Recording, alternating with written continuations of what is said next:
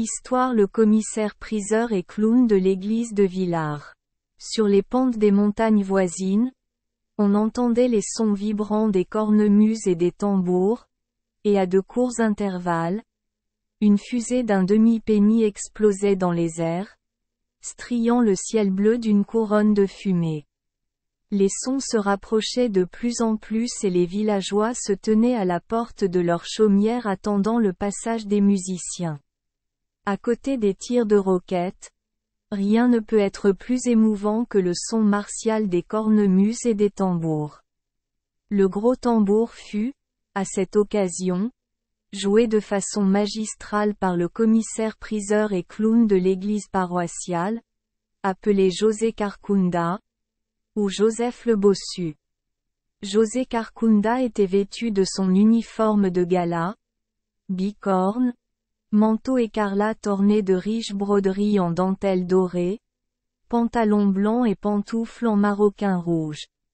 C'était un homme intelligent et pouvait jouer de nombreux rôles dans les pièces de théâtre religieuses jouées en public pour le bénéfice des fidèles.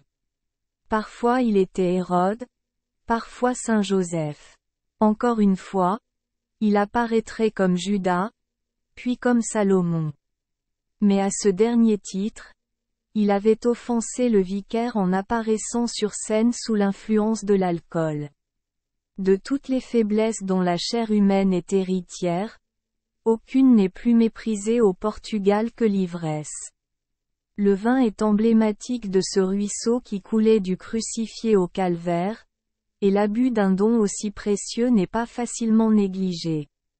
Dans les limites étroites de leur façon de penser primitive se trouvent quelques-uns des traits les plus remarquables du caractère de la paysannerie portugaise, bien que, dans de nombreux cas, c'est précisément à cette même source qu'il faille attribuer certaines de ces idées particulières sur le destin. Ce sont des fatalistes dans une très large mesure. Dans les pays catholiques romains, on se souvient du sabbat en assistant à la messe le matin et en se divertissant l'après-midi. Aucun pub, avec ses lumières scintillantes à l'intérieur, avec son feu clair et confortable et avec son grand étalage de miroirs et de tableaux, n'invite le paysan à entrer et à bavarder sur ses voisins, tout en sirotant le délicieux jus de raisin, ou l'eau de feu qui donne à l'œil un éclat surnaturel et à la langue un éclat de langage insensé. Il n'existe pas de loi contre de telles maisons, mais il existe un préjugé populaire. On a entendu José Carcunda dire, après s'être rendu coupable de consommation excessive d'alcool alors qu'il était habillé en Salomon, que son fidèle chien Ponto avait refusé de l'accompagner chez lui à cette occasion. Et tandis que la créature me regardait, dit-il, je pouvais voir la honte et le chagrin se mélanger dans ses yeux. Voilà la Carcunda, s'exclama la belle du village, Belmira. Il est à moitié caché par le tambour. Mais demain nous le verrons à la messe de bonne heure, lorsque le bon saint Antoine sera élevé au rang de major. Oui, dit son amant Manoël. Et ce sera un spectacle grandiose, car le prêtre m'a montré la gazette dans laquelle se trouve le mandat du roi. Le régiment de Saint-Antoine doit arriver demain, et après que l'image aura revêtu l'uniforme, les soldats présenteront les armes, les bombes exploseront, les roquettes seront tirées et l'orchestre jouera. Alors que les musiciens entraient dans le village, annonçant le grand divertissement qui aurait lieu le lendemain, les gens les acclamèrent chaleureusement et les suivirent jusqu'à l'église, située au sommet d'une petite colline, autour de laquelle des feux de joie étaient en préparation pour la nuit. Une charrette chargée de pastèques, une autre avec une pipe de vin vert, et quelques échoppes où l'on exposait des friandises à la vente, formaient l'attraction principale de la foire. La porte de l'église s'est ouverte et le maître-autel a été éclairé par de nombreuses lumières. Les chapelles de chaque côté étaient festonnées de guirlandes de fleurs.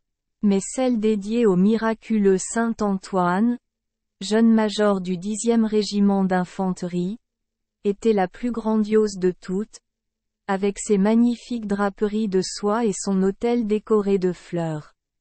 José Carcunda était un homme fier ce jour-là. Il avait présidé à tous les arrangements, et ils avaient donné une grande satisfaction. Belmira avait donné l'exemple aux autres filles en lui témoignant leur gratitude en l'embrassant. Il était tellement accablé par leurs caresses qu'il essayait de s'en débarrasser, de peur que sa femme ne soit jalouse. Mais il ne servait à rien d'essayer de se dégager, car on le fit asseoir sur un banc de pierre, et, lui tendant une guitare, on lui demanda d'improviser quelques vers. Belle dame, j'aime le vin, mais j'aime la musique. Mieux, encore plus fort que le chant divin, j'aime mieux les dames. J'aime les chants aux fleurettes éclatantes, les oiseaux aux chants joyeux. J'aime le non, je ne peux pas chanter pour le moment. Je suis trop content, s'exclama le bossu. Je me sens comme le riche avare de Santillana, lorsqu'il se souvient qu'il serait enterré aux frais de la paroisse. Donc, comme ma compagne Johanna ne vient pas ici, je me fiche du temps que les troupes tardent à arriver. Ah! Johanna est trop bien pour moi, comme disait le criminel en fuite à propos de la potence. Et plus elle vieillit, plus je le reconnais. Oui. Johanna est trop bien pour moi et pour ce monde. Mais nous ne nous faisons pas nous-mêmes. Non. Nous ne faisons pas cela. Ici, José Carcunda secoua la tête avec beaucoup de sagesse et regarda ses pantoufles avec une fierté pardonnable. Écoutez, dit une de ses belles compagnes, vous êtes bien bête aujourd'hui. Tu ne chanteras pas, tu ne danseras pas non plus. Veux-tu donc nous raconter l'histoire de la triste mule et de ce qui lui est arrivé, ou du joyeux moine qui s'est fait bandit pour enrichir l'Église, ou des palais des morts enchantés? Je vais vous raconter quelque chose qui m'est arrivé quand j'étais un jeune homme, répondit le bossu. Sachez donc, continua José Carcunda, que dans ma jeunesse j'étais almocrève, muletier, et que je possédais 6 des plus belles mules de la province de la Beira. J'allais à la foire hebdomadaire qui se tenait dans la ville universitaire de Coimbra, où je trouvais un bon marché pour mes faïences dont je chargeais les mules. La fortune m'avait favorisé, et j'avais économisé quelques écus d'or. Et le dimanche, après m'être rasé et avoir mis du linge propre, j'étais la fierté du village. Un jour d'été, alors que je conduisais mes 6 mules, pleines de casseroles et de poêles, vers Coimbra, un étudiant, qui se trouvait au bord de la route, me salua et me dit « Bon José, j'ai une grande faveur à te demander. Toi, et celui dont je sais que tu ne me refuseras pas. Votre Excellence, dis-je, n'a qu'à ordonner, et j'obéirai, tant que vous ne mettrez pas mon bonheur éternel en péril. Les saints m'interdisent, répondit l'étudiant, de vous demander de faire autre chose que ce qu'un chrétien devrait faire. Non, ami José, ma mission est en effet étrange et triste. Mais je sens que je dois être aussi fidèle, avec votre permission, à une mule que ma profession m'exige de l'être envers un être humain. Quoi? M'écriai-je, êtes-vous sous un charme, un enchantement méchant, pour faire des promesses, avec la permission de votre Excellence, à un mulet, qui est l'animal maudit depuis les jours de Bethléem? Non, mon bon ami, continua l'étudiant triste. Je ne suis sous aucun charme, mais sous un vœu. Car j'ai promis de transmettre une triste nouvelle, avec votre permission, à votre mule couleur de souris, et je sens que je dois la lui annoncer doucement. Monsieur, lui dis-je, vous voyez devant vous un homme qui ne connaît pas la différence entre le credo et le paternoster lorsqu'ils sont écrits. Et même si j'ai entendu dire que si vous voulez voir des voleurs, vous devez entrer dans une prison et regarder les passants, je ne suis cependant pas enclin à penser que si vous désirez voir des fripons, vous devez regarder par les fenêtres de la prison. Université. Ma mule, avec la permission de votre Excellence, n'est qu'une mule et n'a aucune connaissance du chagrin ni du langage. Alors, à quoi bon lui parler? Vous vous trompez beaucoup, répondit l'étudiant, qui avait maintenant les larmes aux yeux, car il est bien connu que même les animaux irrationnels ont des sentiments, et on les a entendus parler. Bon ami, accordez-moi ma demande, car, comme je l'ai déjà dit, j'ai fait un vœu. Faites ce que vous voulez, cher monsieur, dis-je. Mais si l'animal vous mord, ne m'en voulez pas. Dans le meilleur des cas, elle n'est qu'une créature têtue. Les 6 mulets étaient attachés les uns aux autres et chacun portait une grosse charge de casseroles et de poêles. Ils se tenaient au milieu de la route, avec leurs joyeux atours et leurs cloches. Et en regardant celle couleur souris, je me demandais ce que l'élève pouvait bien lui dire et comment il le dirait. Mais, comme vous le savez, ces hommes qui fréquentent l'université sont si instruits qu'ils peuvent répéter le credo à l'envers, ce qui est le grand secret de l'art noir. L'étudiant, ayant obtenu ma permission de parler à la mule couleur de souris, s'approcha d'elle peu à peu, s'écriant par intervalles, « Pauvre créature, comme elle va prendre cela à cœur. Mais j'ai fait un vœu. Je dois lui dire, je dois le faire. Mais c'est si douloureux. Monsieur, m'écriai-je, vous me faites penser à l'alcaïdé de Montijo, qui hésitait à s'approcher de sa belle-mère jusqu'à ce qu'elle soit gantée. Ce que tu as à dire, dis-le, et laisse-moi passer mon chemin. Homme irréfléchi, s'écria l'étudiant. Petit, tu sais la triste nouvelle que je dois annoncer à cette pauvre créature.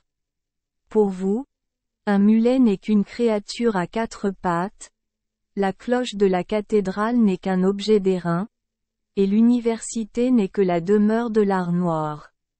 Vous êtes absolument ignorant, monsieur, continua l'étudiant, ce dont vous avez beaucoup de raisons d'être reconnaissant. Car si vous étiez étudiant, vous ne vendriez pas de casseroles en terre cuite, et vous perdriez par conséquent le profit que vous faites actuellement. Et si vous étiez étudiant, vous seriez en ce moment tout tremblant, car vous sauriez alors que nous sommes en ce moment debout au-dessus d'un abîme effrayant qui va bientôt bâiller pour recevoir sa proie. J'avais maintenant terriblement peur que l'étudiant, dans ses calculs, n'ait commis une erreur d'une minute, alors je me suis précipité vers la mule la plus en avant pour qu'elle me montre le chemin pour sortir du danger. Mais l'étudiant m'en a empêché en disant « Pas comme ça, car tu tomberas dans le gouffre. Laissez-moi d'abord chuchoter mes nouvelles à l'oreille de la mule couleur de souris, et tout ira peut-être bien. Dépêchez-vous donc, dis-je, sinon nous serons tous perdus. C'est une très bonne chose d'être pressé quand on sait quoi faire, répondit l'étudiant. Mais nous devons être prudents. Par conséquent, avancez doucement dans cette direction jusqu'à ce que vous atteigniez ce grand arbre et que vous y montiez. Mais avant cela, remplissez vos poches de pierres. Je peux vous assurer que je n'ai pas mis longtemps à exécuter les instructions de l'élève, et jamais je n'ai foulé le sol aussi légèrement que ce jour-là. L'étudiant, dès qu'il m'a vu à mi-hauteur de l'arbre, a crié « Voilà! Oh! C'est horrible! Exactement comme je lui ai tout raconté. Oh mon Dieu! Oh mon Dieu! » J'ai alors remarqué que l'élève faisait de longs sauts en direction de l'arbre sur lequel j'avais grimpé, et à chaque saut il criait « Ferme les yeux, ou tu deviendras aveugle. » Puis j'entendis un bruit des plus épouvantables, comme si la fin du monde était arrivée. Mais j'entendais encore l'étudiant crier, « Ferme les yeux, mon bon ami, ou tu seras aveuglé. » Je n'ai jamais été aussi terrifié, ni avant ni depuis ce jour, et je souffrais aussi beaucoup, car les pierres que j'avais placées dans les poches de mon pantalon s'étaient, en grimpant, presque enfoncées en moi. Après avoir gardé les yeux fermés pendant quelque temps, j'ai osé les ouvrir, et alors j'ai vu un spectacle qui m'a dit que j'étais un homme ruiné. Mes mules roulaient dans la poussière et toutes mes casseroles et poêles étaient détruites. La mule couleur de souris, d'ailleurs, semblait démente. Elle roulait et se tordait de telle sorte qu'on aurait dit qu'elle était dans une terrible détresse, et il n'y avait aucun doute qu'elle avait entraîné les autres avec elle. Soudain, j'ai entendu la voix de l'étudiant et, en baissant les yeux, j'ai vu qu'il était assis sur une branche juste en dessous de moi. « Ah! La pauvre créature, dit-il, comme elle ressent terriblement ce deuil. Descendons, continua-t-il, car le danger est désormais passé, et nous devons, comme chrétiens, porter secours aux pauvres animaux muets. » En disant cela, il glissa du bas de l'arbre, et je le suivis du mieux que je pus. Et dès que nous reprenions la route, il me demandait d'essayer d'apaiser la mule couleur de souris, tandis qu'il ferait tout son possible pour faire relever le chef. J'ai vu que toutes mes faïences étaient cassées, et je me suis livré au chagrin. Je suis un homme malchanceux. M'écriai-je. Quel mal ai-je pu faire pour mériter un si grand châtiment? Et qu'avez-vous dit, monsieur l'étudiant, à cette mule pour qu'elle agisse ainsi? Hélas, ami José, dit-il, nous, de la classe instruite, comprenons la résignation, mais à des gens comme vous, ainsi qu'à la création irrationnelle, cette vertu est refusée. Vous déplorez la perte de vos faïences. Et cette créature muette, avec peut-être une lueur d'humanité autour d'elle, mais certainement avec plus de raison que vous, déplore la perte d'un bon et bien-aimé parent, qui, sur son lit de mort, m'a supplié d'informer sa fille quand je devrais la prochaine fois. Voyez-lui qu'il était mort en pensant à elle, et qu'il lui avait légué tout ce qu'il avait à donner, à savoir le droit de pâturage sur toutes les terres d'Espagne et du Portugal, et tout ce qu'elle pouvait arracher à son voisin lorsqu'elle était en voyage. L'écurie. Au revoir, ami José. Mon vœu est accompli, et je vous laisse en paix avec vos mules. Et avec les faïences brisées, dis-je, et avec ma fortune détruite, et avec mes jambes en sang. Et tout cela parce que je t'ai rencontré. Ne le dis pas, ami José, car sans moi tu aurais certainement été englouti dans l'abîme souterrain. Non, ne le dis pas, et ne te plains pas encore de ta mule couleur de souris, car déplorer la mort d'un père n'est que naturel. L'étudiant s'éloigna tranquillement, et je me mis alors à faire lever les mules, ce que je réussis, après bien des efforts. Mais remarquant que la mule couleur de souris gardait la tête de côté comme si elle souffrait, je l'examinai, et en regardant dans son oreille, je découvris le bout d'une cigarette que ce vil étudiant y avait volontairement laissé tomber. Je savais maintenant que j'avais été trompé. Mais la triche avait déjà disparu. Alors, comme un homme sage, je suis rentré chez moi, j'ai vendu mes animaux pour payer mes dettes et, n'ayant rien de mieux à faire, j'ai épousé Johanna et je suis devenu, comme vous le savez, le clown de l'église et le commissaire-priseur. Merci les enfants des Esperluette Croisillon 39. Avoir écouté des contes de fées au jour Esperluette Croisillon 39. 8. Espérons que les histoires apporteront aux enfants des moments heureux et significatifs. Si vous aimez notre chaîne, Veuillez appuyer sur le bouton S Esperluette Croisillon 39. Abonner. Pour ne manquer aucune histoire intéressante. Je vous souhaite une bonne nuit de sommeil et de beaux rêves. Rendez-vous dans la prochaine histoire.